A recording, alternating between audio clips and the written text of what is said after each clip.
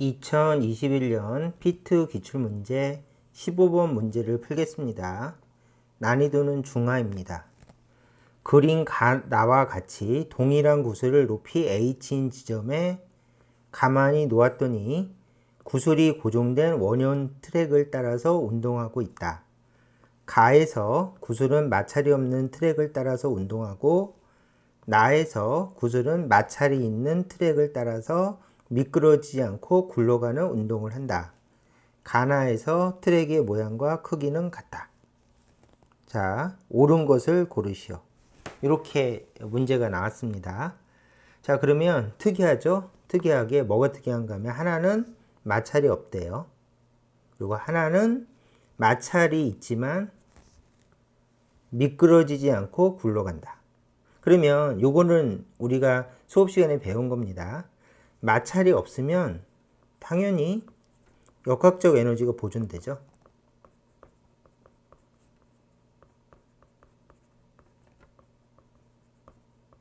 그 다음에 두 번째는 마찰이 있더라도 미끄러지지 않고 굴러가면 마찬가지로 역학적 에너지가 보존된다. 일단은 이 지식을 가지고 푸는 문제입니다. 자, 그러면 기억부터 읽어볼게요. 기억. 나에서 구슬의 역학적 에너지는 보존된다. 이거는 문제를 푸는 게 아니라 수업 시간에 배우셨으니까 그냥 지식으로 맞다를 결정하는 그런 문장입니다. 그래서 기억은 수업 시간에 배우신 대로 맞아요. 됐죠? 자, 니은을 볼게요. 구슬이 운동을 시작한 후 처음 정지할 때 높이는 가에서와 나에서가 같다. 그러면 기억을 이용해서 푸는 겁니다. 그러면 이쪽으로 가서 꼼꼼하게 따지면서 니은을 봅시다. 자, 첫 번째. 물체가 미끄러지지 않고 구를 때 마찰력이 물체의 한 일은 0이고 따라서 물체의 역학적 에너지는 보존된다. 이렇게 돼 있죠. 그러면 처음에는 어떻게 되는가 하면 질문이 정지할 때 높이는 가와 나가 같다고 그랬으니까 가나를 비교하면 첫 번째 얘는 역학적 에너지가 같아요. 그러면 물체가 정지했을 때 이렇게 놓고 처음 속도가 0이다.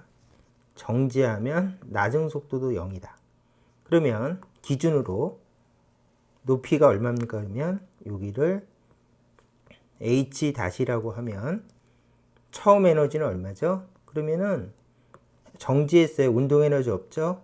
위치 에너지만 있죠. 그러면 위치 에너지만 있고 나중에도 정지했어요. 그러므로 위치 에너지만 있으니까 약분 H는 H-랑 같다. 이렇게 가볍게 적어주시면 되겠죠? 근데 놀랍게도 두 번째 이렇게 구른대요. 그리고 더군다나 마찰이 있대. 근데 역학적 에너지가 보존된대. 왜냐하면 미끄러지지 않고 구르니까. 그래봤자 여기 도착하면 정지할 거예요. 그리고 아까 얘기한 것처럼 기준으로부터 높이가 H-라면 처음 에너지하고 나중 에너지가 같다라고 적는 거는 똑같고요. 그쵸? 당연하죠. 역학적 에너지가 보존되니까. 근데 처음 에너지는 위치 에너지밖에 없고 나중 에너지도 위치 에너지밖에 없으니까 mgH는 mgH-랑 같다. 약분 H는 H-랑 같다. 이렇게 풀어주시면 되겠습니다. 그래서 마지막 문장. 역학적 에너지가 보존되고 물체의 속도가 0이라면 물체의 위치 에너지가 같고 따라서 물체의 높이는 같다. 이렇게 풀어주시면 깔끔하게 설명이 되면서 니은도 우리가 정말 많이 한 판단 중에 하나죠. 그래서 니은도 맞았습니다. 디귿. 구슬이 운동을 시작한 때부터 처음 정지할 때까지 걸리는 시간은 가와 나에서가 같다. 이렇게 얘기했어요. 자, 그러면은 얘는 틀렸습니다. 그러면 이게 왜 틀렸는지 가볍게 이제 문제를 풀어봅시다. 그냥 간단하게 문제를 풀면 이거예요. 여기는 마찰이 없어요. 그리고 여기는 마찰이 있죠. 그러면 물체가 어떻게 움직이는가 하면 이제 직관적인 지식으로 얘는 마찰이 없는 상태에서 쭉 미끄러져요. 그러면 마찰이 없기 때문에 속도가 정말 빠릅니다. 그런데 얘는 마찰이 있어요. 그러면 구르면서 떨어져야 되기 때문에 아무래도 이동 속도가 느려집니다. 그러면 속도가 빠르기 때문에 얘가 더 빨리 도착. 그리고 이동하는 데 걸린 시간도 작습니다. 그런데 얘는 구르면서 앞으로 가야 되기 때문에 쭉 미끄러지는 것보다 느려요. 그래서 속도가 느리니까 시간이 오래 걸리고 늦게 도착. 이렇게 직관적으로 풀어주는 게 가장 깔끔하고, 그렇다면 정지할 때 걸리는 시간은 같다는 틀렸죠? 그래서 이것은 틀렸습니다. 이렇게 푸셔도 되고요. 그 다음에 이거를 꼼꼼히 분석하면서 푸셔도 됩니다. 꼼꼼히 분석해 볼게요. 첫 번째, 경사면에서 마찰이 없을 때 물체의 가속도는 어떻게 됩니까? 그러면 가볍게 경사면을 그리고요.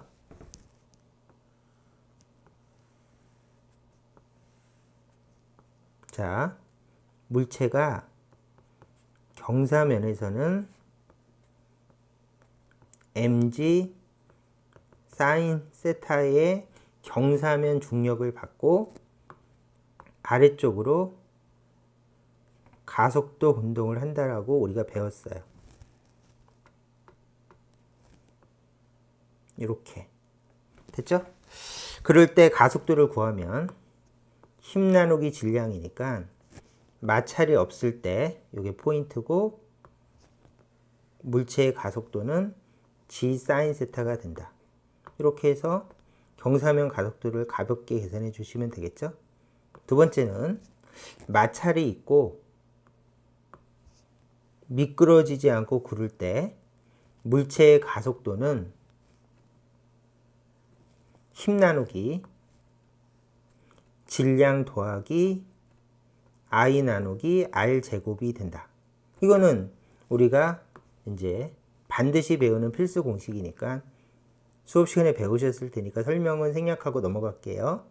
그러면 두 개의 가속도를 비교해 보면 얘는 mg 사인 세타는 똑같은데 아래쪽에 m이 있는 거하고 m하고 요것이 있는 거하고 비교해 보면 당연히 이쪽이 작기 때문에 가속도가 크죠. 그래서 얘는 가속도 크다.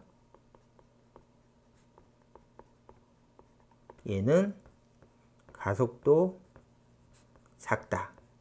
그래서 이 공식은 어디다 쓰는가 하면 경사면이 있고 물체가 이렇게 구르면서 앞으로 갈 때, 그러면 굴러야 되니까 마찰력이 있을 때의 가속도죠. 그래서 현상에 맞춰서 가속도는 이렇게 구한다. 이거를 연결해서 외워 놓으셔야죠. 그리고 얘는 마찰력이 없을 때의 기본 가속도이죠. 이것도 외우고 있는 게 좋죠. 자, 어쨌든 마찰이 없을 때의 가속도는 이렇고 마찰이 있을 때의 가속도는 이러니까 가속도가 작아요. 그럼 논리를 적용시켜서 따라서 마찰이 없을 때 물체의 가속도는 경사면에서 물체의 가속도가 더 크므로 속도가 더 빨리 증가하여 더 빨리 움직인다. 그러므로 물체가 마찰이 없는 원형 트럭을 미끄러져 내려올 때가 마찰에 있는 원형 트럭을 미끄러지지 않고 구를 때보다 더 빠르다. 그래서 지식으로 외워 놓읍시다. 정말 쓸모가 많습니다. 따라서 물체가 정지할 때까지 걸리는 시간은 마찰이 없는 가가 더 작다. 해서 가가 먼저 도착합니다. 그래서 아까 얘기한 것처럼 마찰이 없을 때는 쭉 미끄러지고 가속도도 커서 더 빨리빨리 움직이면서 빨리 도착하고 마찰이 있는데 미끄러지지 않고 구를 때는 가속도도 작고 천천히 늦게 도착하게 된다.